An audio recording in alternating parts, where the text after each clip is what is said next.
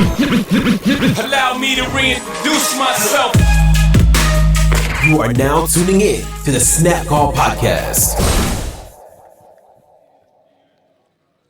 What's going on, guys? Welcome to the Snap Call. We are live from Orange City. I'm Xavier. I'm Ice. I'm Fernando. And it is a Monday evening here at Orange City. If you want to get some poker in real quick, just want to do a little plug. They got a $130 triple stack turbo going on right now, 30,000 units, and it's literally about to get the cards up in the air.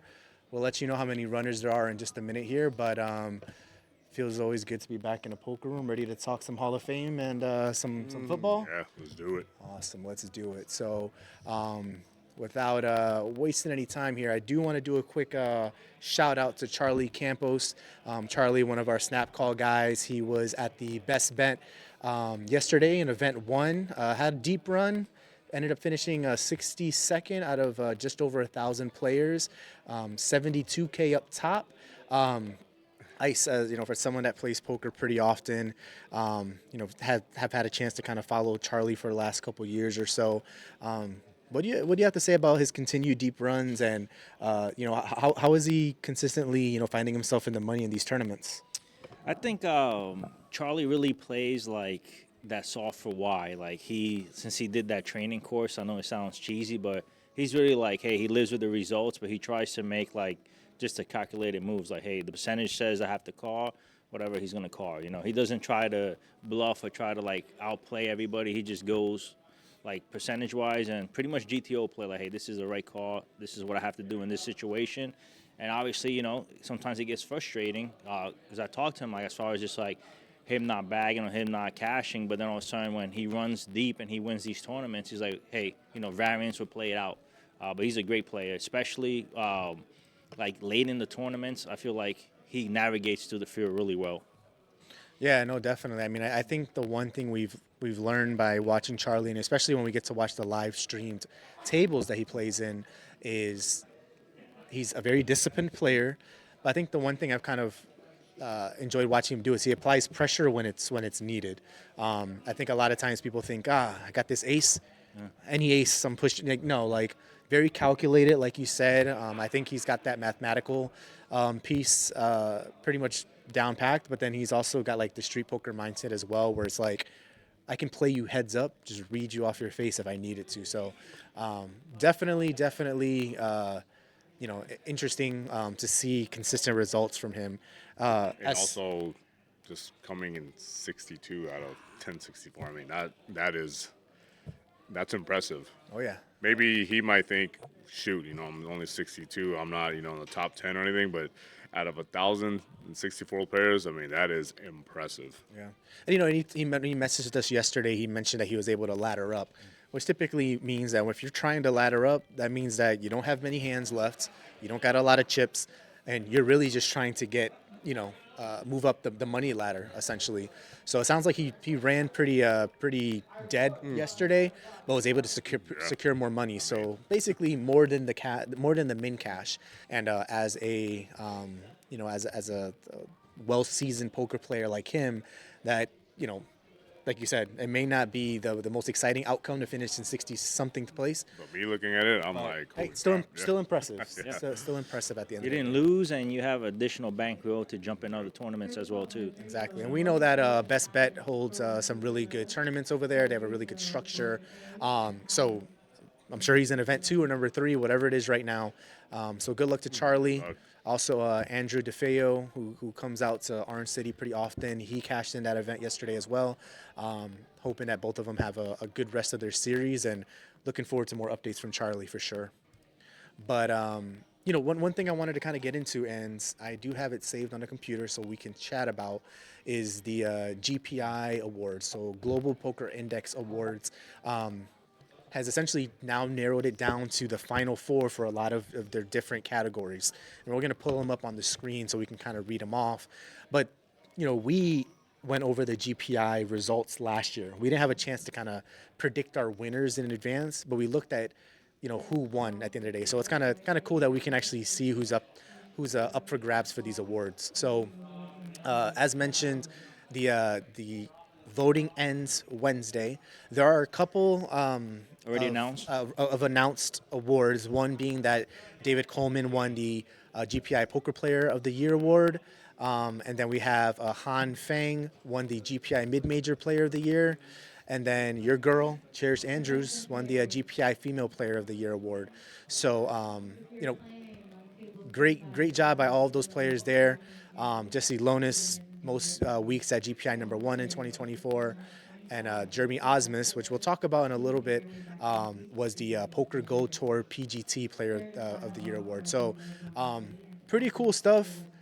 Anything stick out to you from the players that we just spoke about? Yeah, the guy that finished like #1, like he was the most at #1 throughout the GPA, like most weeks at one. Jesse Lonis? Yeah, not sure how come he didn't get Player of the Year if he was the most weeks at one. That's a little bit kind of like, maybe this guy won more money, maybe, but it's like if you're #1 for some amount of, like, I think that deserves Player of the Year. Yeah. Yeah, it makes. I thought the same thing. It makes me wonder what's the criteria, like, because he could have, let's say, 52 weeks. He could have been in the lead for 40, and then it's almost like he dropped off and he doesn't get rewarded for that. So it'd be interesting to see. I would imagine, maybe he had more consistent, like, placements, but maybe Jeremy Osmus or what's his face here, David Coleman. One more, like Maybe, first place finishes. yeah, maybe he had more first place finishes. Like, I don't know. Maybe it's a points-based thing, kind of like Player of the Year. Someone can have more cashes, but they don't necessarily become Player of the Year at the end of the day. So, I don't know. I think the thing that sticks out to me when looking at these players is the consistency of the names, right? I don't think there's one player that we just mentioned that we've never heard of before, which goes back to kind of a common theme we talk about here, and that is the top 1% of players are always going to find a way to be successful in poker, and that it's a skill game still at the end of the day. Yeah. No surprise there. Honestly, like, when we're going to touch a little bit Jeremy Osmus and all these guys, like, they're just crushers constantly. And I know it takes they probably win a tournament and they feel like they're on a heater and they keep playing and they keep doing good, so they run the heaters when it is, but these guys are constantly, every year, cashing, so. Yeah, absolutely. Won't go through all the awards here because there's a lot of them. One that I definitely want to mention, and it's because I was sitting on vacation with my family, feeling guilty as heck for streaming his final table, but I had to watch it, and it's when Daniel Negreanu won the Poker Players Championship. So one of the awards is the best final table performance. You got Barry Boatman and EPT Paris, Daniel Negreanu and his Poker Players Championship, Stephen Song, very accomplished poker player in the EPT Barcelona, and then you got Scott Stewart, who won the WPT World Championship. Obviously hard to watch all of these events, and kind of, there's a lot of time involved, right, in watching these runs, but if you had to pick one from there, just based on the player and the skill and the venue, right? EPT, WSOP, WPT. Who are you selecting here? For me, it's a no-brainer. It's Daniel Negreanu, just because I personally seen it. And, just leading up to it, like all his vlogs and stuff like that, talking about this tournament. Then, a lot of people bashed him that he hasn't won in a long time. And then the heads-up battle he had with, what was the guy's name that finished second? That he was killing the WSOP, too. He's a PLO specialist. That was a great battle, heads up. It's going to bother me if I don't remember his name now. But for me, that was the best performance. And then after, the emotions, the crying, and, everybody, like, saluting him, and social media going crazy about Negreanu winning. So, and the other ones, big shout-out to everybody else, but I feel like it's a no-brainer. Absolutely. Yeah, I would have to agree with you on Negreanu, and I know that seems kind of cliche, but I think it's everything that Bryce Yockey. I think it's everything that led up to it, right? We've been waiting for Daniel to get #7 for like a decade now. I think everyone in the poker world was rooting for him, and it sucks because Bryce Yockey is an amazing player. He's literally one of the best players in the world, arguably the best PLO player, and Poker Players Championship plays a lot of mixed games. So Daniel he's obviously a really good mixed game player, but he was truly challenged in some poker disciplines that he may not have expertise over Bryson. Now, Daniel will tell you, because he says it on his stream all the time, that he considers himself having an edge over most players in PLO. But nonetheless, I think it's got to be Daniel Negreanu, just from a historical standpoint, what it meant. Not just that, but like obviously the name and the following he carries, because that WSOP room was packed to watch the main event. I mean, to watch the final table. Then the scale he did it at the WSOP at literally one of, like, all the pros said this is like one of the most prestigious event outside the main event. It's a Players Championship. So I feel like all of that went into his favor, and then that final table was stacked. So for him to come out on top just cements his legacy. Yeah, no, 100%. This one is, I think, really interesting because you're talking arguably the top 4 players in the world right now, right? So this is the player's choice for toughest opponent: Stephen Chidwick, Isaac Haxton, Jason Kuhn, and Adrian Mateos. 4 guys that are going to be at the top of the leaderboards when it comes to chip counts in any tournament, especially high rollers. We have not had the luxury of sitting next to one of these guys at a table, probably for a good reason. But if you had to choose one of these guys that you're rooting for to win, who would you pick? All right, so as far as who's the Off of the pictures. who's the toughest competition, you can just like coin flip any one of those guys. Like, honestly, like there's no, each one has a different skill set.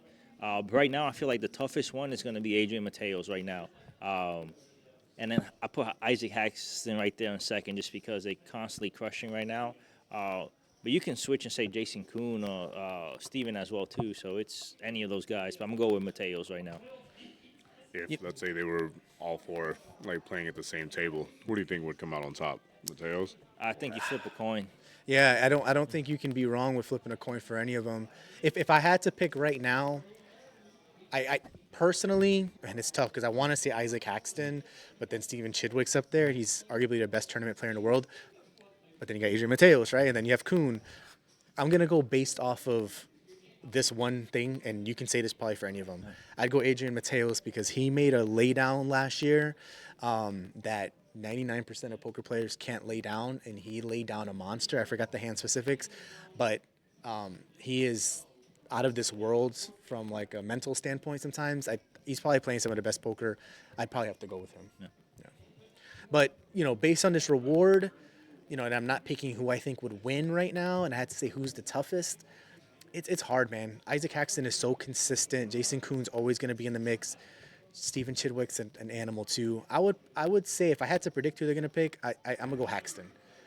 I'd go Haxton. He's just such a good player. You can't go wrong. It's one of those that you just can't go wrong with. Let's see, kind of still going through some of these. There's a lot of newer faces here as well, especially from like the content creation piece, Twitter personalities, best streamers. I like that they're starting to do that more. The content creation side of poker is getting more attention and respect. But I did want to touch upon this one just because, this is something that we all watch pretty consistently, and that is the best vlogger. So we got Corey Earing, Daniel Negreanu, Brad Owen, Alexander Selps, also known as Wolf King Poker, and then you got Masato Yokosawa. Kind of have a feeling who you're going to pick here, but let me get your thoughts. If you had to pick one of these vloggers, who's taking it down? First of all, big shout out to all of them. Each one has a different. You're kind of mad Rampage ain't there? Yeah.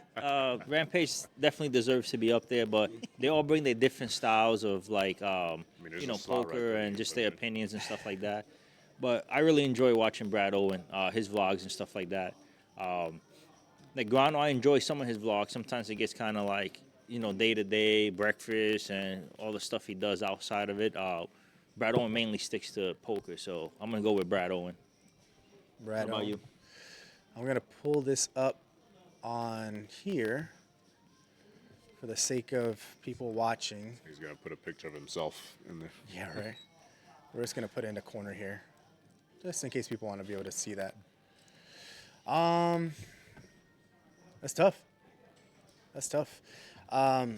Very biased, right? Obviously, I like Negreanu. I really like Wolfgang stuff. I like what he's doing with the poker rooms down in Texas. Obviously, Brad Owen's just very consistent. I won't lie, I haven't really seen a lot of Corey's things, and I've never heard of Masato, so I'm sure they have very loyal followings. If I did have to pick one, though, I probably still would go with Daniel, and I think the reason for that is because you get like a wide range of things you watch with Daniel. Yes, some of the stuff we like don't care breakfast. about. Yeah, breakfast, what's in his shake for the day, how are the dogs doing? I think that's fantastic. But there's a lot of things there that we don't necessarily care about either, right? But I like the preparation that he goes through, right? Maybe it's a little bit more than an average poker player, but I do enjoy watching that. You get to see some of the low limit stuff he does, and then you see the high limit stuff. So I do like that you get to see a little bit of everything. So I do appreciate that.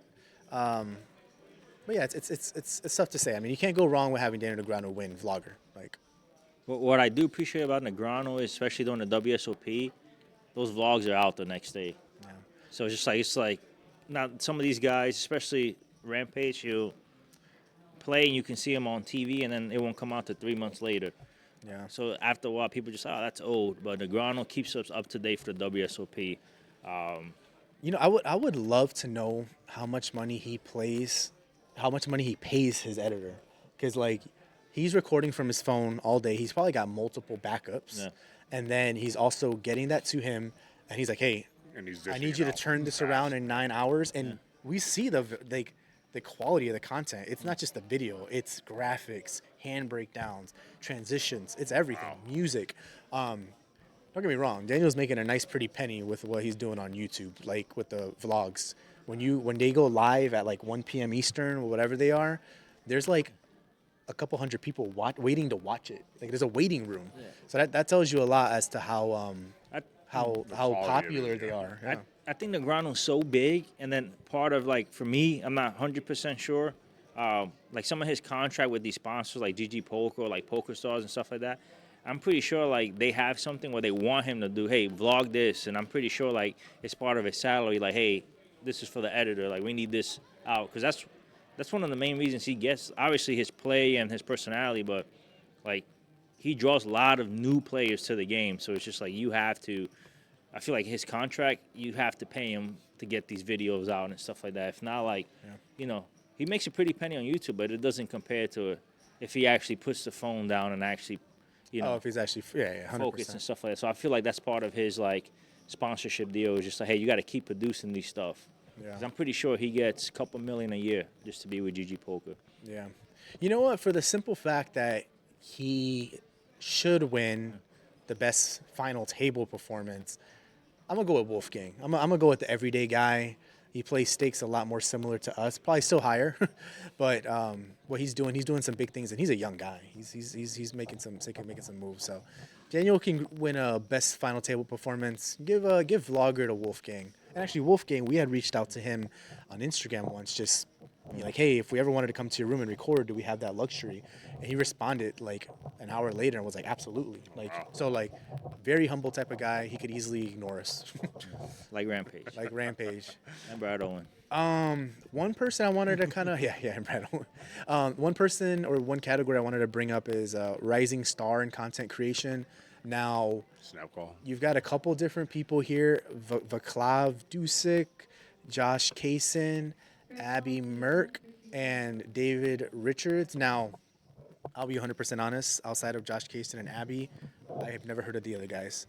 I've heard of David Richards, Poker with a Purpose. But the one I will say I really enjoy, and even though she gets a lot of slack sometimes for being a little bit cringe, is Abby. Yeah. The one thing I like about her is she's very authentic. You get what you get with her. She's very fun to watch. And she does a lot of traveling. A lot of people go in on her on the comments, but she don't care. She's still doing her thing. And also another female in poker. I love someone that's willing to help grow the game, and I think she's a really, really good ambassador for it. So I would love to see Abby win Rising Star in content creation. Yeah, so like my two picks, like you said, like I know a little bit of David, but mainly Josh and Abby. The one thing I say about Josh is, for me, his stuff is kind of like a little bit of like kind of similar to Greg Goes All In and Safety Poker. Like he kind of does like kind of like the same skits. The comedy bits and Yeah, stuff. I don't feel it's too unique.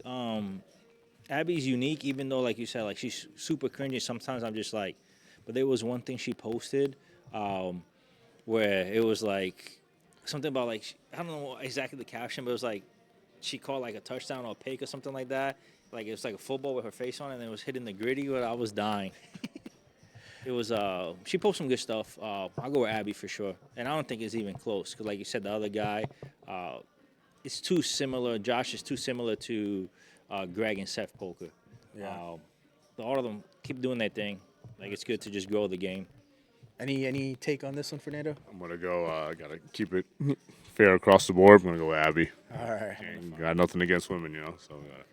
And Josh, what's funny is Josh's content consistently comes across our feed on social media. Yeah.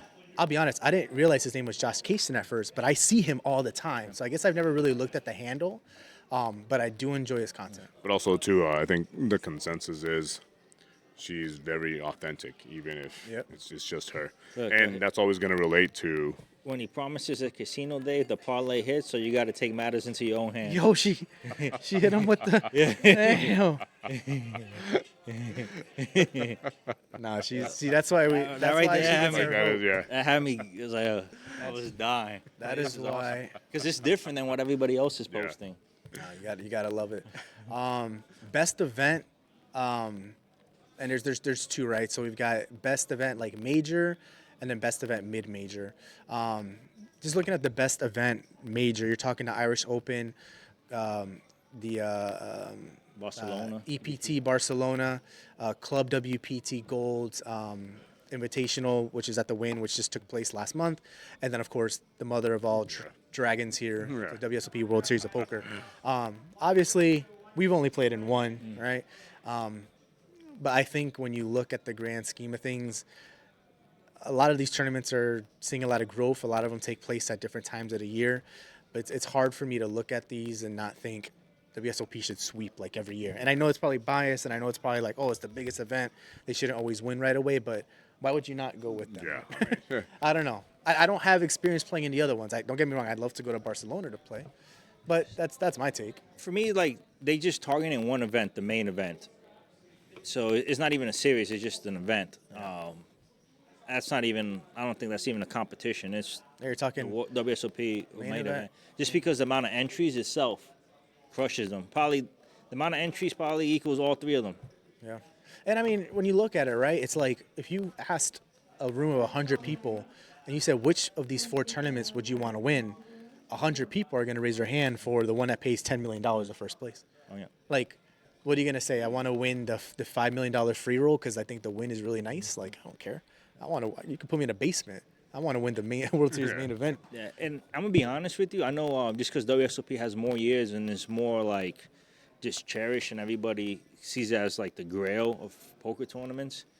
If you win a WSOP main event, like, your pedestal, it's to the top. Like, you could win the other events. It's just like, did you even cash WSOP main? Like, it's the only thing I like about these is that it's growing. So there's other events. But I don't think that's even a competition. So, Yeah. No. Unless people are being biased and start, like, going away from WSOP, but... Yeah. And then we talked about this one last year. They were up for a nomination, Best Standalone Festival Series, Irish Poker Open again, Malta Poker Festival, Seminole Hard Rock Poker Open, and then you've got the Win Millions. I think for us, we have a special place in our heart for Seminole Hard Rock Poker Open in Hollywood because we've played in events there before. And, we go back to cash games there 10, 12, 15 years ago now. So it is nice to see them consistently up there because their cash games, Can fluctuate. their cash games are not the best run cash games I've ever played in, but I do enjoy how they run their tournaments there. Yeah, that and also the amount of people that show up for that. You got ballrooms packed. It kind of feels like mini WSOP vibes when you go to these tournaments, and they crush the guarantee, crush it. They put $1 million guarantee, crush it. $2 million guarantee, $5 million guarantee, and they crush it. So it's amazing. And like we said, like we played in these events, so like we know, like just like the atmosphere and stuff like that. And nothing taken away from the other ones that we didn't play at, but we're gonna go with Seminole Hard Rock. And then another thing, sorry to cut you off, but another thing is who comes to those tournaments, right? Like, when the Seminole Hard Rock Poker Open's going and they got the $3 million guarantee, $3,500 buy-in, you have the best of the best showing got up the there. big boys. You got the best of the best in the world because they know that that is a premier tournament, and it's pretty cool to see that series grow over time. Oh yeah, and good location. And remember that Seminole Poker Open, they also do a Poker Open in Tampa too, which crushes a guarantee too. But in Hollywood, like you say, you have WSOP winners, Joe McKeon, all these guys there. Ryan DePaulo, all the vloggers are there. Rampage goes, Brad Owen, they all go to these events. So it's huge. Yeah. And I mean, and it's the perfect mix of things, right? Good poker, good weather, easy access in and out. Fort Lauderdale Airport's 15 minutes away. You're close to Miami. And then the cash games at night, I don't even want to know about it. It's craziest cash games I can imagine. So, you know, you're talking, yes, one resort for an entire series. It's not all of Vegas, but for a week or 2 week long event, you're getting top-notch poker, top-notch action. So, and then kind of going through the rest here, we have some episodic poker series, best on-air talent. I thought this one was fun. I mean, you can't go wrong with any of these guys here. Jeff Platt, Joseph Stapleton, Nick Schulman, Ali Najad. I like Jeff Platt because of him essentially being a curse. If you talk to Jeff Platt on a break, you're probably going to bust about 15 minutes later. And you see players like waving them off, like Yeah, don't they're just come like, in. don't talk to me, don't talk to me. Nick Schulman's on here, up for Hall of Fame this summer, and we'll talk about him in just a minute. But that just goes to show how versatile he is. On-air talent, and then one of the best poker players in the world. Joseph Stapleton, he's like a comedian on the side too. He's entertaining. And then Ali Najad, who, when I think of Ali Najad, I think of Poker After Dark. You know, I think of being so young and listening to his voice. Pretty iconic to me. Oh yeah, they all good. It's And then whoever voting is. Hold on, they forgot us for the best podcast. Where's our logo? Best podcast here. I've probably listened to each of these a handful of times. I will play Poker News podcast in the background on a weekly basis. No dog in this fight, but would love to see our name up there one day. Shout out to all these guys. They all put out really, really good I'm content. surprised I didn't see. Solve for Why? Yeah. Or Only Friends? Only Friends with Yeah. Matt Berkey. I thought the same thing. I thought that was interesting too. You know, I think Matt Berkey had some critical things to say about the GPI Awards last year, and then they don't put him in Best Podcast, so maybe there's some bad blood. I don't He know. needs to stop being so sensitive. Awesome. So yeah, I mean, I think we covered for the most part a lot of these that we know about. I do want to get to the bottom though, because as you see, these aren't ones we vote for, right? Like the industry votes for these guys. It's just down to the final four. However, there are some that are fan votes. And let me see if those are up here, because we can go until the end of day tomorrow or Wednesday to vote for these. So here's a fan's choice: most entertaining player, Caitlin Comiskey, Alejandro, Michael Texas Mike, and then Sethi Poker. Any thoughts on these guys? Because these guys are all on social media pretty often. Yeah, so like this is a little confusing. Is most entertaining poker player like at the table or just like In general. in general, like throwing vlogs and throwing this? Because if it's most entertaining, I got to go with Texas Mike because he was shipping $1 million with Ace High. So it's just like Yeah. Sefty obviously funny doing his skits and stuff like that. So it's like, what are they actually referring to? Like most at the table or just in general? So My guess is in general, because even Sethi Poker, 99% of his content is the skits, the funny stuff. You don't really see a hand breakdown of him or him playing a live cash game. He has, but that's not the majority of his content. So I'm gonna think it's entertainment, in which case I would have to think Sethi Poker. Caitlin Comiskey is really funny too. Shout out to Caitlin Comiskey, who follows us on TikTok. We appreciate your support.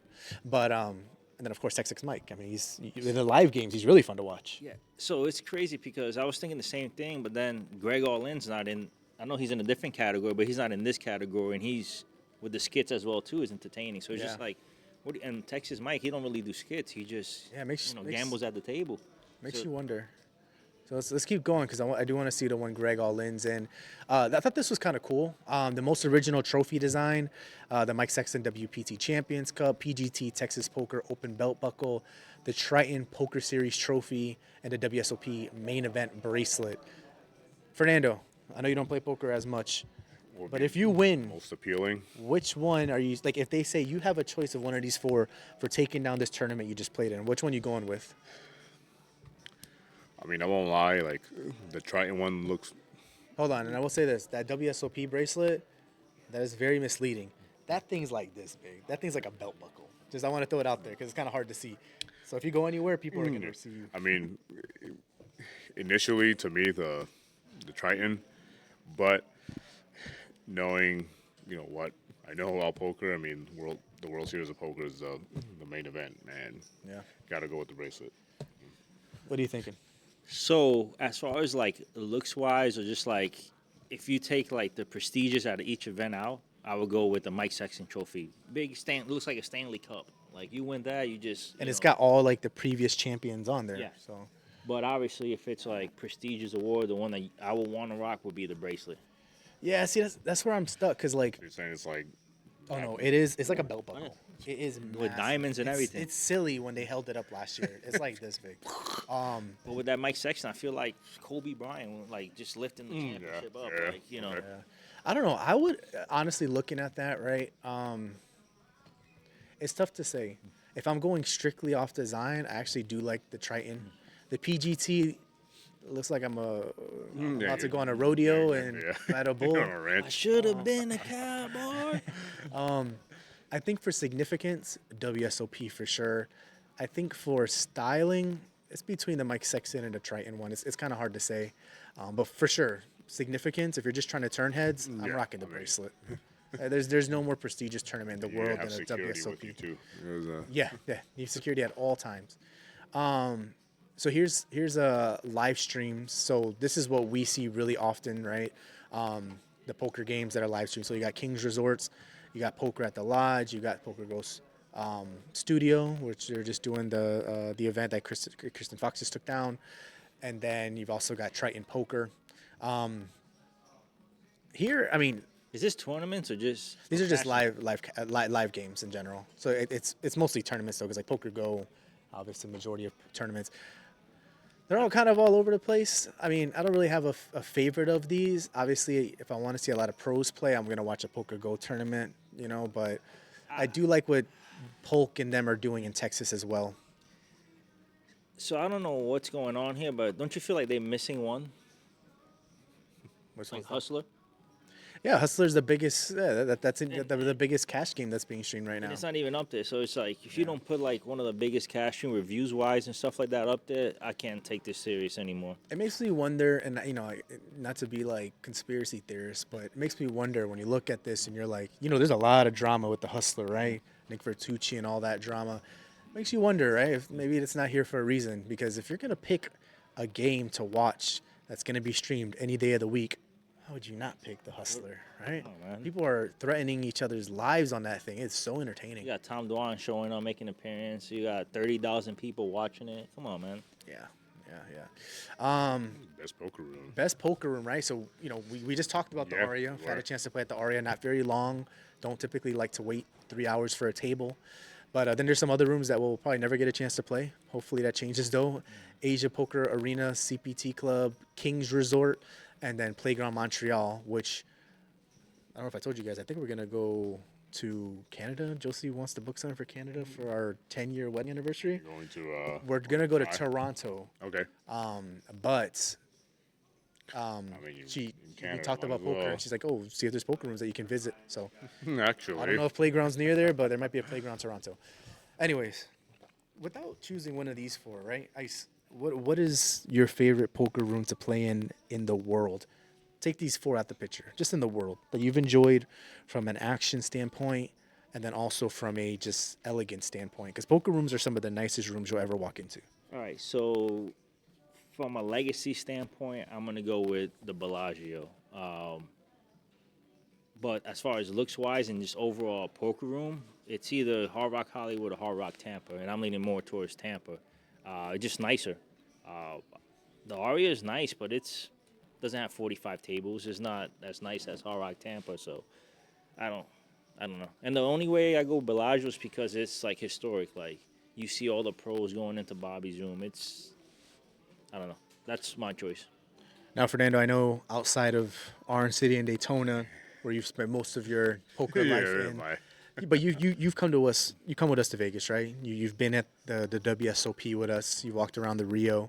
You've gone to the poker rooms and some of the casinos in Vegas as well. If you had to choose one of those poker rooms, that from maybe just an outside perspective, right, that you really enjoyed or liked, what would you say is your favorite? I mean, when the times we've gone to Vegas, we've walked around. We literally visit every place. I know it's on there. I'm not gonna lie. Like the Aria is nice. Like I really do like the Aria. And every time we've gone and I've gotten there, I'm always like this. Yeah. Just looking at it from the outside, and you go on the inside, you're like, wow, like this is. I pick the Aria. Yeah. Yeah, it's kind of hard to go wrong with any of them in Vegas, right? Unless you're talking like the Harrah's where there's like 5 tables like in a corner of the room, which was still fun anyway because you go to those rooms, you're playing with tourists that you're just stacking, and then you're just drinking as well. Planet Hollywood in the sometimes middle. yeah, those are sometimes the best ones to go in. But yeah, then you have Planet Hollywood that is just like a makeshift poker room. If we're talking elegance, I mean, the Wynn is real nice, man. Yeah. The Wynn is so nice. You walk up that little ramp with the cards. Beautiful, beautiful room. Yeah, the Wynn is nice, but I feel like it's too small. It is small. Consider like. Yeah, no. From elegance standpoint, if I had to say action along with just my favorite room to play in, man. See, I have a soft spot for the Rio cash games still. I know it's not at WSOP's not at the Rio, and I know that's like a makeshift cash room for the WSOP, but that is some of the most fun I've ever had playing cash games. So I'll say from an experience standpoint, WSOP cash games are fun. I know a lot of people don't like WSOP cash games, but they're fun. But if we're talking a specific room, I gotta go to Hard Rock Tampa. I gotta go Hard Rock Tampa. We grew up in that room just as much as we grew up in Daytona. To go from their third poker room now, where it's at right now, which is finally probably their final home. It's a beautiful room, Vegas style. So you might think I need to say something Vegas, but that is just as nice, if not nicer, than most Vegas poker rooms. So it's isolated. You go down isolated like that. You have your own your own food, your bar. And that's another thing too. Like I am a degenerate, and I need to stay away from 90% of the things in a casino. I go to a casino, I need to just focus on poker. If you've never been to Tampa, the poker room's here, and there's a garage that's stacked right on top of it. You can take an elevator and go down, and then take an escalator or another elevator and get to the poker room. You don't got to pass one slot machine. You don't got to pass a blackjack table. So I do like that a lot. For degenerates like me, we appreciate that, so thank you. 45 tables. They got like the high stakes table. They got a little room with 2 tables. They throw a great tournament. They got that little cafe in the back. Little cafe. And then they have TVs everywhere, so it's just like, no matter what seat you're in, you can watch the game. Because no matter what, poker players always bet on games. So it's just like they always want to watch their games. Or on a Sunday, you want to see your team play. So I love that room. Yeah, no, it's a great room, and I think there's like a little bit of like loyalty / just like nostalgia. Home you feeling. know? I mean, I have a lot of memories in every single one of those poker rooms. Like you said, like we seen it when it was like now with the high stakes slots. That used to be the first room, and then you see it grow to like behind the food court, which was still nice. And now you see like the nice room they build, like chandeliers, nice chandelier, everything, We lighting. did a photo shoot out there. Photo shoot, Yeah, beautiful room. Yeah. You know, we've been playing so long at that room that the max buy-in for any poker game was $100. You sit at a 5-10 table, $100. You sit at a 1-2, $100. It didn't matter. So it's been really cool to see that room evolve. It's run a lot better than the one in Hollywood, and it's just as nice in my opinion. So love it. That's glad we covered the GPI stuff because last year we got to talk about the results. Hopefully some of the predictions we came up with come to fruition because there's a lot of really good categories out there this year. Now, a little bit of drama in the poker world, and maybe not necessarily drama, but a lot of clashing heads. The Poker Hall of Fame. So for those of you that don't know, every single year there's one person that gets voted into the Poker Hall of Fame. It used to be 2, but in 2020, WSOP created themselves a problem essentially where they went from 2 to 1, and the idea was to kind of provide some more exclusivity to being in the Poker Hall of Fame. Now, that's created a lot of issues because a lot of Hall of Fames you get 3, 4. Look at the Baseball Hall of Fame, for instance, right? You had, what, 4 people going to the Baseball Hall of Fame or something? Creates a lot of issues because now you've got like a bottleneck of people trying to get in. So before we cover some of the people and who essentially is going to be up for induction this year, what are your overall thoughts on that? And how many people do you think they should raise that number to? Because there's no question that 1 is not enough. So I like the 1 just because you're not putting anybody in there. Like, you literally have to be the cream of the crop, like literally like top 1% to make the Hall of Fame. The only thing with that is, like, if you have 2 guys that are eligible with like crazy stats as far as like cashes, wins, reputation, like ambassadors to the game and stuff like that, you should put 2 or 3 in. But I'm okay with 1, but it's gonna lead to a lot of people not making it, like Madison, because now you have him where he has to compete with all these up-and-comers that are crushing it. So I don't know, it's gonna be tough. And by up-and-comers, I mean like they starting to turn 40 now. Yep. So, and a lot of these guys are a little older than us, so they more into the online scene. So they grew up before the Black Friday hit, so they were making a bunch of cashes, and like their money is way more than what these guys coming into is now, like Madison and stuff. I don't know. It's gonna be tough. So It sucks because you're gonna see guys that personally you think should make it, and they're gonna be left out. And then you look at guys that are already in the Hall of Fame that don't have the numbers that are in. So it's just like that's the thing. Yeah. Fernando, so based off of that, right, 1 person per year, and when you think of the thousands of poker players that are out there, now obviously you're not going to put thousands of people of in course there, not. and you're probably talking a select few deserve it, but do you think only 1 person should be getting in every year? No, I think a few. Yes, you want to have that exclusivity, but I think you can still have that exclusiveness and that it being distinguished with a few more. Yeah. I mean, look at Baseball Hall of Fame, Football Hall of Fame, all these sports that have multiple people. I mean, the Wrestling Hall of Fame, multiple people. I think in poker you can have a few more. Yeah, no, I mean, I think at a minimum 3, at a max 4. I think 4 is too much. I think you need to at least bump that number up to 3.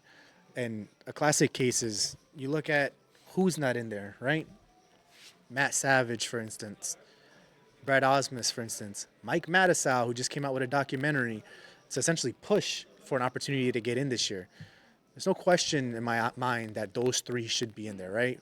Savage from a standpoint of what he does for pokers and the WPT and the WSOP at one point. Osmus, one of the best poker players in the world still, and then Madisau as well. One of the pioneers for poker. Like, those guys aren't in it. So that's not even accounting for the people that are going to be eligible this year. And speaking of people that are going to be eligible, you're talking the 2 that everyone's talking about right now, Nick Schulman and Scott Seiver. So, little heads up right now. Looking at their reputations. Tail of the tape, they say. Seiver, 7 bracelets, $27 million in earnings. Wow. Nick Schulman, 6 bracelets, $22 million in earnings. Okay, I mean, they're right there. and that's the issue we have right now. How do you say no to either of them? Now, it's almost silly to say who would you rather have in there because it's kind of hard to say either one. Just flip a coin, right? But if you had to pick one, who are you going with? It's hard to say. Yeah.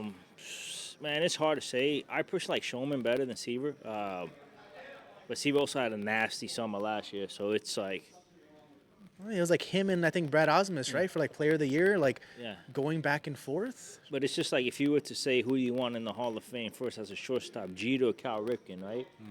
I'm gonna go with Jeter. Maybe Cal Ripken it's overall better, but I'm still gonna say Jeter just because I'm biased to it. So it's like I like Schulman. Like if it's close, like that close in stats or whatever, I'm gonna go with the person I like more. If I was a voter.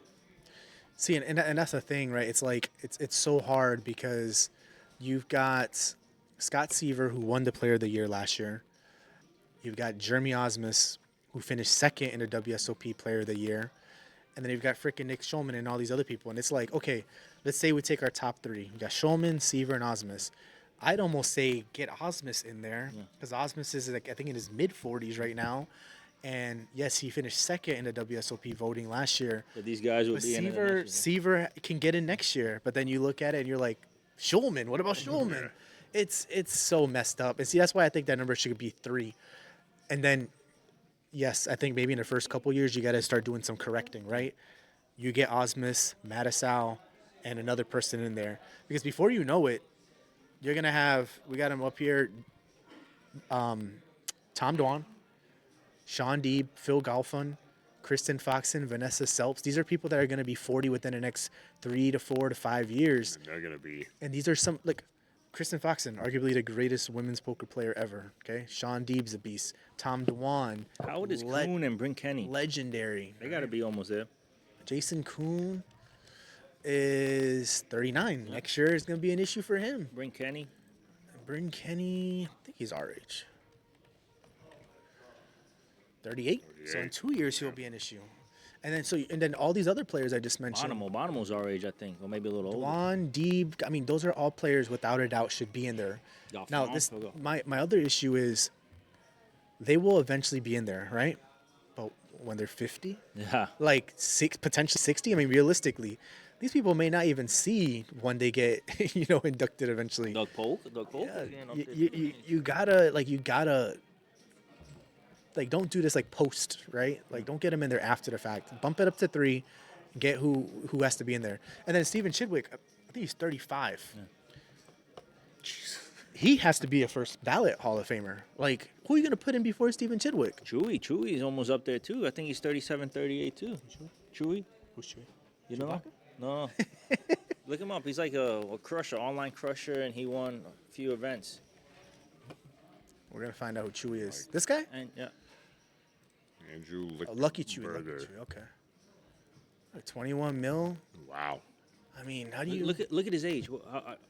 Because I think I seen a documentary on him, and he's like our age. Like growing up, he had to move to Canada because they banned like Black Friday or whatever. They banned online poker. 37. Yeah. Like, these are people that you like. They're just creating a bottleneck problem, and it's gonna be more and more of a mess. And some of these people are so good that they need to be in there that very first opportunity, but they screwed themselves. Like, I think they need to bump it up to 3 and call it a day. Real quick update on the $130 triple stack tournament going on right now. We're at 40 entries on a Monday evening. Gotta Last time love to see it. What's first place taken? I can't see it. 1600. 1600. Top 4 getting paid right now. Fernando, I think that tournament's calling your name after this podcast. 4K prize pool. Too shabby for 130. So, and that will also go towards the leaderboard for January as well, which is going to wrap up here in the next couple days. So, nice little January tournament. And I will say, a couple people that are walking in, we've seen him in some of our Ship It In Deep Stack tournaments, which is pretty cool. A gentleman, and I don't know his name, who won a tournament out in Daytona recently. I just saw him walk in as well. So you're not just getting, just anybody showing up. We got some grinders here tonight. All right. So switching gears, Kristen Foxen yesterday wins the 10,100 Poker Go Tour kickoff series for $197,000. Absolutely dominated final table, who included a lot of big pros, including Andrew Moreno. Hey, how you doing? It's my buddy over there. We've sat at the last 2 tournaments together, you guys know how I feel about Kristen Foxen. That's my girl. Not surprised. We're not surprised here. Got to cover it, but at the end of the day, this is kind of old news. She's an absolute crusher. Love to see it. The only thing that I want to make sure I ask is because it became a little bit of a hot topic. Did you get a chance to see the last hand of that tournament that she won? I did not know. So, it's not a big chip lead at all to whoever, not whoever, but to the guy that finished runner-up. I think she had maybe $1 million more in chips, and I think there was like 11 to 12 in play. She essentially called, hit top pair, has top pair on the flop, and she has position. She's getting bet into. She's just check calling essentially, and on the turn, an 8 comes out. river pairs the 8. And overall, I thought it was relatively an easy call. But Alan Kessler, who always complaining about something, commented and said, congrats, but that wasn't a hard call. So then everybody started going off on him in the comments. Like, oh, you wish you can have her level of understanding of poker and this and that and this and that. And it's like 100%. I would love 10% of her poker mind. She's a fantastic player. But then I thought to myself, but I would have made the call. You would have made the call too. So it just makes me think like, yes, we all would have made the same call, but at that level of poker that they play, like, it just makes you think of all the other things they're thinking about. Yeah, maybe her spidey sensey was up, like, hey, like, something's going on here, like, obviously, Chip Lead, of course, says you have to call, but it's like maybe she's like, hey, it's for the money, it's for everything. It's for the championship. Let her take her time, let her think about it. She probably was gonna make the call no matter what. She was just thinking ways like why, like basically, like when I'm in the hand, it's like okay, I have to call, but if I feel something's up, I'm thinking in my brain like, hey, what are reasons I should fold this hand? Like, what can he possibly have? Like, kind of like trying to get me to fold, like trying to get myself to fold. And then when I run through the scenario, it's like, okay, I just got to call this, Yeah. It's not like, and Alan Kessler, he complains about everything, so I'm not surprised he made a comment. He is literally the most depressing human being ever. Like, he's just negative. He's always complaining. Literally, on Daniel Negreanu's vlogs, he's walking around, he'll see Alan, and he goes, hey, Alan, and then this thing goes, what's bothering you today, Alan? Because he's always upset. He's upset they charged him $2 for parking. He's upset the hot dogs are overpriced. He's upset about everything. The only time I see him happy was when he hit that 100K in the slot machine. 100K? What was it? It was a milli, wasn't he? Didn't he hit like a milli? I don't know if it was a milli. Yeah, I thought he hit $1 million. I thought it was like 100-something thousand. I'm pretty sure that mother effer hit $1 million. Yeah, he won 1.2. 1.2. Yeah, I'll never forget that because then everyone's like, how much did you tip? Yeah. And that he was avoiding the question. Oh, and that's another thing. He's a cheapo. Yeah. It's just an interesting, like, it's interesting, the dynamic, right? Like, how can you be a poker player? Pessimistic. Yeah, and you're pessimistic. You're cheap. You're just negative about everything. Frugal. Like, I can't go into a poker tournament thinking I'm just going to waste money and I'm going to lose. Like, yes, statistically, chances of you winning, slim. But why would you go play if that's your mentality, right? I never forget, there was a guy at Hard Rock Hollywood named Ari. He played 25-25 PLO, right? Crusher, wins all the time, right? He could win a $20,000 pot, he'll tip $1. He could win a $100 pot, tip $1, right? And then you got these other guys winning $400-500, tipping $5-10 here. Like, there's people that tip $100, $200. Some people tip $1,000, depending on the pot. But no matter how much he won, he'll tip $1. And literally, every time he'll win a hand, right, all the dealers at the Hard Rock will start laughing because they know it's $1's coming. It could be, like, one time he won, like, a $70,000 pot, and he tipped $1. And the guy was like, he won $70,000 and tipped $1. So it's just like, the reputation gets around. So I don't get how you could do that, but it is what it is. That's crazy. Yeah, I mean, at the end of the day, I feel like poker is one of those sports that you just need to, like, being in the service industry before, like, I want to take care of the dealers. Sometimes I might tip them a little bit more than I need to because you're in the service industry before. Yeah. You've been in it, like, you've dealt. Like, so you know, it's kind of like good karma, right? It's a good karma type of thing that'll come back around. And at the very least, like, they're dealing with a-holes all day long. Oh, yeah. Like, if you're going to help me run out and hit runner, I'm going to make sure I'm going to give you a $5 versus a typical $1 or $2. So, all right, let's switch up gears. We talked a little bit about what's going on in the poker world, but the mama of them all, the Super Bowl's right around the corner. You want to take over on Sports Ice? Oh, yeah. So yesterday we had two great games. First of all, let's talk about the first game, Eagles versus Commanders. Overall thoughts on the game, the outcome, and the performance?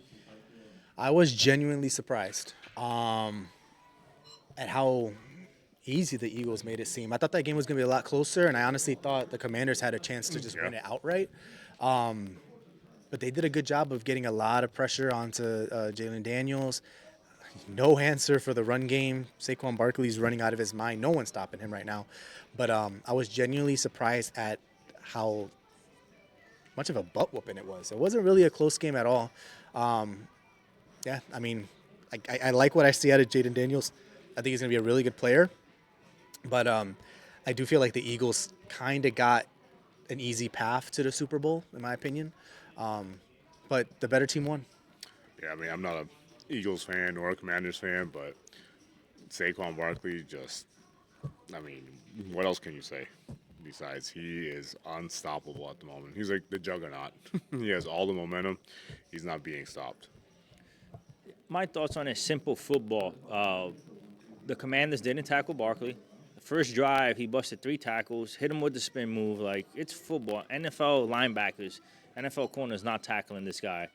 Like you look at the old teams that will win a lot of Super Bowls, like the Patriots, the Chiefs now. They don't make these mistakes. No. Like, it's just simple, like football. That 60-yard run for a touchdown. You come down, you go on, you make 2 fourth-down completions, right? And then you don't go for on the 3rd, 4th down. You kick a field goal, you put points up. You're the Commanders, right? Okay, no problem, right? First play, he busted 60-yard. Those fans are going crazy there. So now the defense is like, oh man, like you can just tell the energy went down. And then you give all the momentum to the Eagles. And then also turnovers, drop passes. Like, it's just simple football in that game. Jaden Daniels is good. He's going to be great. But you can't, like, the Commanders fan can't say, oh, are we playing with house money? Like, we weren't supposed to be there. Like, no, like, No, if you're there. NFL team, like, look at the Texans. They thought they were going to make it this year because of what they did last year. And it's just like, no, like, when you make it there, you have to make the most of it because you don't know when you're coming back. NFL is a game of injuries. Like, look at the Texans, Stephon Diggs. Everybody's injured on that team, right? And then you have other teams. Like, next year, you got the 49ers that might be healthy. That you got the NFC goes to the 49ers. The Lions, obviously, they choked, but at the same time, they still, like, when you make it, you have to make it. Like, you have to show, like, you belong there. You can't use the excuse, like, oh, we're playing with house money. We didn't even belong there. No. Like, that's not how NFL is. Yeah. But that game overall, the Eagles just put the both to ass that game. That it is what it is. Like, simple, like, just making plays, doing the tush push. They do it when they do it. Give the ball to Barkley. Like, you know, when you have to hit A.J. Brown, you hit him on the corner. Jalen Hurts play awesome. Just simple football. Tackling, the Commanders didn't do that, so they deserve to lose. 55-piece, the Eagles put a 55-piece on you guys. Like, yeah, it's not. Will Shipley, the backup, came in and broke off a 60-yard, almost touchdown, 60, 70 yards, almost a touchdown. Yeah, like and on his first run of his career. You can tell he don't get playing time because he was gassed at the end like that. He didn't quite make it all the way. That was funny. Yeah. But now talking on to for me, it was a great game. The Chiefs and Bills. What are your thoughts on that one? I'll let you kick it off. And obviously, take into consideration, what do you guys think about also, you know, people complaining that the refs had a part to do with the outcome of the game? I'm not a complainer, but I see what people are saying about, you know, calls going their way. Was it a certain call, or was it just the Xavier Worthy catch that hit the ground? I think lately it's been many calls, but that one is one that you can look at and be like, I mean, to me, that hit the ground. However, at the end of the day, you still have to make plays.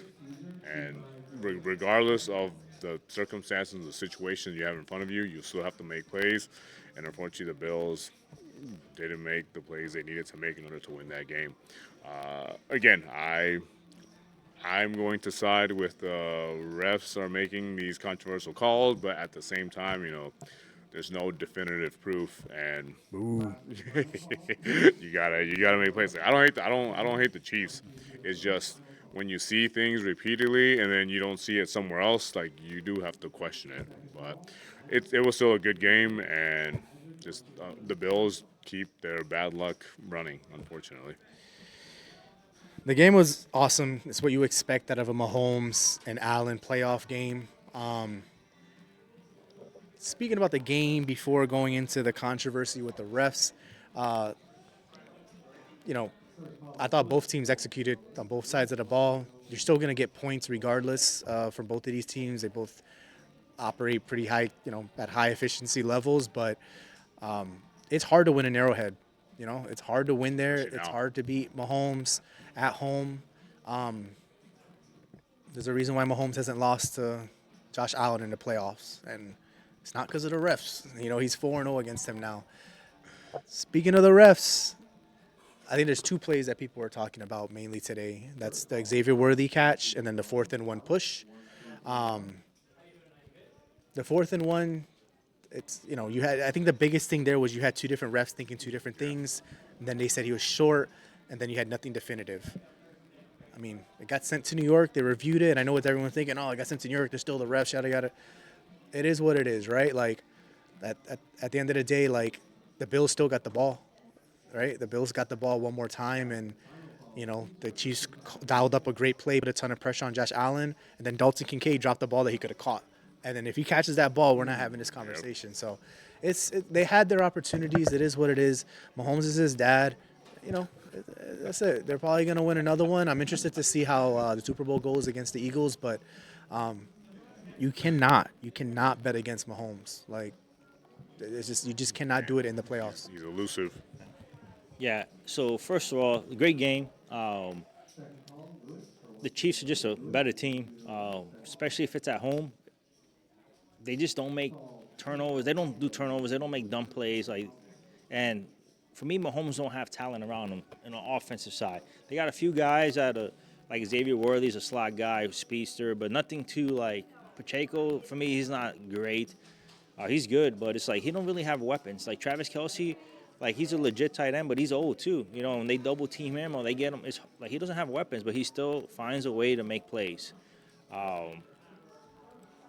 But these back to the refs, like it's the cost was kind of suspect, but at the same time, it's just like, what are you gonna do? Like you had a chance to win the game, like literally Josh Allen had the ball. Like if you would have done one of those two throws you did up the middle to number 13 on the last play of the game, like the last drive, they would have won, right? They would have tied at least. So it's just like, what do you like? You had the chance to beat Mahomes and you couldn't do it. Going on to Patrick Mahomes now, Lamar Jackson, C.J. Stroud, Josh Allen, those are his three kids. Like, no matter what, like, it's Daddy Mahomes is in the building. Everybody got to step aside. The only time they're going to win a Super Bowl is when he decides that he wants to hang up his cleats, like, or when Kansas City decides not to pay nobody and just, like, blow up the team just because they're not in a big market. But this is Mahomes' era. It's like when it was Brady's era, everything goes to the Patriots. Everything goes to the Chiefs now. You can have a stacked team or you can have whatever. It doesn't matter. All those quarterbacks in the AFC, you have to stack your team to beat Patrick Mahomes. You can't say, oh, we're good enough to make the playoffs. Like, no. Like, the Chiefs take it easy all year. Like, they're not the team. They don't put up that much points. But end of the day, Daddy Mahomes comes up at the end. So I got one thing to say to that one guy on YouTube that didn't like what I said about Lamar Jackson, okay? He wrote a comment back to us after the Steelers game when Lamar beat the Steelers, right? But when the Ravens lost to the Bills, he deleted his comment because I went back to try to find him, and he deleted it. He basically said, oh, these guys sitting behind mics, yada, yada, yada. Listen, I know we're past that game, but I do want to mention, yes, the Ravens had a chance to win it. I get it, completely understand. Mark Andrews dropped the 2-point conversion. Yep. But Lamar had two crucial fumbles, I believe, right? yeah, interception and a fumble. Two crucial turnovers. And at the end of the day, like, that can't happen in that moment. He literally put one of the balls on the ground. You cannot put the ball on the ground in the playoffs. And that was the momentum swing right there. You shouldn't even have to go for 2 points in that situation if you took care of the ball. So wherever you're at, I hope this gets clipped because I want to know your thoughts on that game. And what a lot of people don't understand is we didn't say Lamar was a bad player. We say he's a great player. We just say he's platoon. Like, that's his max. Like, you have to get past his – he hasn't even made a Super Bowl, right? Nope. So it's just like you have to beat these guys. And it's just like you're not even second. You're behind Josh Allen. Mm-hmm. So it's just like – and then when Joe Shiesty comes back, like, they had a bad year, but they got hot towards the end. When Joe Burrow comes back, like, you got to get through Joe Burrow as well too. So it's just like – and that's the thing. We never said he was bad. But until this year, he never had a playoff win. Mm-hmm. And then he beat a Steelers team that was not good. So, look, he's a great player. He's probably the fourth best QB in the AFC, let's be real. Because I take Mahomes, Josh Allen, and I'm taking Joe Burrow over Lamar. He's probably fourth. Yeah. Close fourth, but nonetheless, he's the fourth best QB. And that's nothing to shy away from. But the end of the day, like, Yeah. you cannot have those mistakes because that's what defines you. He was defined by not having a playoff win, and now he's defined by that. Mark Andrews, that's a whole nother story. That's tough, but at the end of the day, Lamar didn't put him in a position to win when it mattered most. And Lamar's the most talented quarterback. His speed is undeniable. Like, he's the best at that. But like you said, you got Daddy Mahomes, Josh Allen, and then I'll put Lamar at 3 just because he made the playoffs. But if you look at Joe Burrow's numbers, he should be the MVP just by numbers by himself. Oh, yeah. Because his stats are ridiculous. Like even I know Lamar had less picks than Goff, but Goff threw for more yards and I think more touchdowns than Lamar too. No, I give Lamar a little credit with the yards because he puts it up rushing. So just like these quarterbacks don't rush. If you look at the yards, He had like 900 yards rushing. yeah. So it's just like, but he just has to get over the hump. Like, you have to, like, you have Derrick Henry now. Like, Derrick Henry, running back, they go down fast. Like, I know Derrick Henry's a beast, but like next year he can go down, the year after, just because he's at that age. And I don't care what nobody says. Like, if you take care of your body, yes, but as a running back, like, look at Nick Chubbs. He can ACL, broken knee. So it's just like, you have to take care of yourself. It's tough. It's tough. So now we got Chiefs, Eagles set up for 2 weeks out, right, for the Super Bowl. Official predictions right here, right now. Fernando, who you taking? Eagles. Prediction? Why Eagles? And give us a score. Saquon Barkley. I mean, he's You think he'll be the X factor? He's the X factor. Oh yeah. Granted, the Chiefs' X factor is always going to be Mahomes, but I just think Saquon, man, he's just on another level right now. And granted, you know, I'm a little biased because he's an ex-Giant, and I like that he's healthy. Unfortunately, with the wrong team, but prediction, I think it'll be a close game. It's always going to be a close game with the Chiefs. I say 35-32.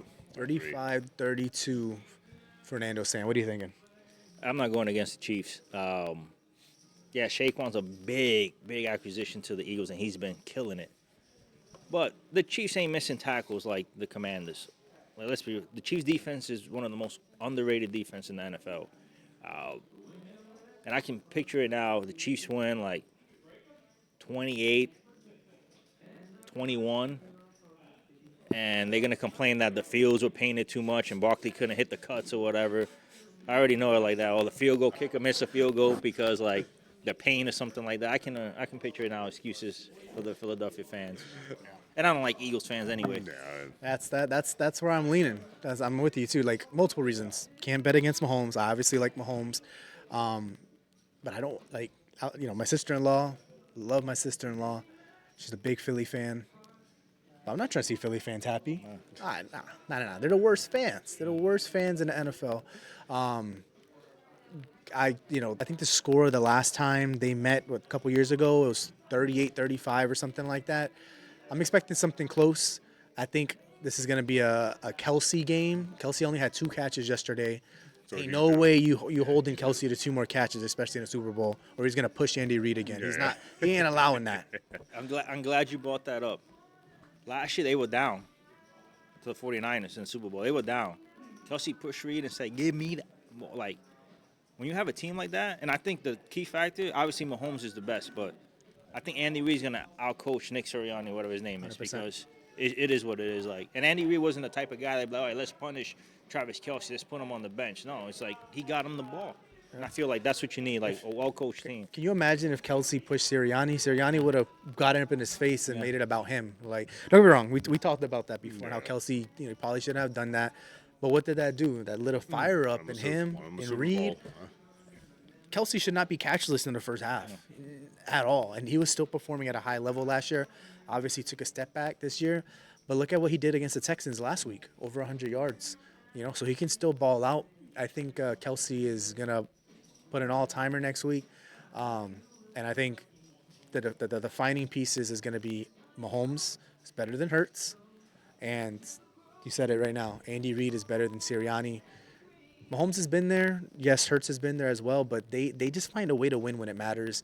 It's probably going to come down to a field goal. Just be ready for that. Who do you double team on the Chiefs?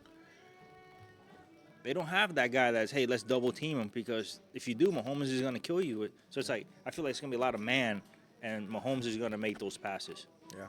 Yep. And Mahomes, like he just like there's a lot of quarterbacks that know how to create, but man, like just some of the play calling they have is just so good. Like look at the last play yesterday, the pass to P Ryan to end the game, right? Like they could have ran it. Yeah. They need what 10 yards, 9 yards. They could have ran it and said, hey, they got no more timeouts. We'll kick a field goal. No, Reed said we're going for the win. Complete it like a 17-yard pass, little swing out pass to P Ryan. And I don't know if Most teams don't have the balls to do that. I don't know if it's like maybe it's just a three-peat, but do you feel like, or maybe they didn't do too good in the regular season points-wise? Obviously, they had the best record in the AFC, but for me, I feel like the Chiefs are more focused. Like, they're just like, they there and they're just like, hey, we have to win this game. And it's like the Eagles, yeah, they focus, but at the same time, I feel like every round they celebrating too much. Yeah, we made it to the next round. The Chiefs are just like, okay, we won. Let's go to the next one. There's nothing like, and I feel like when the Super Bowl comes, the Eagles are going to be like, oh, we made it. And the Chiefs are going to be like, yo, we have to take care of business. Let's three-peat. And I think that's going to be the big difference. Yeah, I think it's like a business as usual approach. They're like, been there, done that. We know what we have to do. This is not over to the fat lady sings type of thing, and that's why their heads down. There's been a lot of talk, and then Mahomes. I think he's one of those people that like real quiet behind closed doors. He's like, they saying Burrow's better than me, Allen's better than me, but I'm the one that's going for my 4th ring now. So he's gonna like Such a short amount of time. Yeah, I'm just gonna let my play do the talking at the end of the day, and that's exactly what his play's doing. I mean, if you look at Mahomes' numbers since they moved over to this offensive coordinator, he's not putting up crazy numbers like he was. But it doesn't matter when your defense is a little better, right? And you're winning. They lost 1 game this season, right? 1 game? Bills, that was it. So you can't count them out. They lost to the Bills. Yeah, that's what I'm saying. I think that's the only one, right? And even then, it was a close game to the very end. Close game to the very end. All right, so Ice, you want to mention a couple tournaments we got coming up here before we head on out? Yeah. Next week, February. No, our tournament is the 8th. Yeah, this is the one that's playing on during the day. Oh, so February, the Super Saturday, it's $300 $40K guarantee right here in Orange City. And then following that is the better tournament, the Ship It In by the Snap Call, $5K guarantee. But we're gonna crush it. We're gonna get over $10K. Deep Stack event. It's a 4th event here, or is it a 3rd event here? 4th here. This will be our 5th overall tournament. Yep, this will be our 5th overall tournament. So it'll be the 3rd one here. 3rd one here. Yep. 3rd one here. Everybody loves it. Come out, show some support. And then on the 23rd, we have the 100K Guarantee Championship in Daytona. It's a 1-day tournament, $500 buy-in. So for those tournament players that can't really waste 2 days, but they can use 1 day to play, this is a great 1-day tournament, 100K guarantee. Last time they shattered the guarantee. I think first place got 30-something thousand. So big tournaments coming up. Yeah, and like I said, I think that's the great value of playing in the tournaments here in Daytona is, you could take down a really nice tournament, great structures, and not have to commit 2 days of playing. You'll have a long day, take you about 14 hours to take one down, but a $30,000 payday isn't too bad for 14 hours of work. So definitely check those A lot out. of these tournament structures, you're playing 12, 13 hours to get down to 10% anyway. So imagine just doing that in 1 day. So Yeah, 100%. So some great tournaments coming up here. Like I mentioned, Ship It in Deep Stack, 5:10 start time on February 8th. Our last one was around noon. A little bit later to work with the Saturday Super 40s, but we got a lot of messages from people that were coming out the last time. We're looking forward to playing. Hope you guys are able to come out once again and take your shot in the 40K guarantee. And if it doesn't work out, come take our money. let's make this kind of like, hey, you got a 40K early, and then 20, 30K. Everybody that doesn't just rolls over, play our event too, so you can have multiple, 20+ K guarantees. Well, not guarantees, but events that get up there. So Yeah, that'd be nice. Let's hit 15K at a minimum. Yeah. And that'll be a great goal for us. Yeah, we get 15K, it'd be great, because we put the pressure. They can put a higher guarantee next time, which, we all do this for you guys. The higher guarantees brings more players. At the end of the day, we're an everyman poker player. That's what we come to, and would love to put on better tournaments, bigger payouts for you guys. So thanks for all your support up to this point. And of Always. course, the support that we get here in the poker rooms. This 130 triple stack turbo is now at 48 players, 1776 up top. And sounds like a good tournament to late reg into. $4,800 prize pool. Not bad, not bad. So far. So far. The next podcast we will have will be on the 8th, the day before the Super Bowl. So I'm sure we'll come up with some more score predictions, covering some of the latest news in regards to that. We'll also cover the 40K guarantee that's taking place in the poker room as well. And yeah, talk all things poker, and hopefully the WSOP schedule will be released by then, and we'll be talking about what tournaments we're going to be doing in the summer. Yeah, and we'll be talking about the dates we booked to be out there as well, too. So if you guys want to meet up with us. Yeah, comps will be booked as soon as those dates are released at our fun MGM partners out in Vegas. But other than that, we will see you guys on the 8th of February. Appreciate you guys tuning in. Peace out.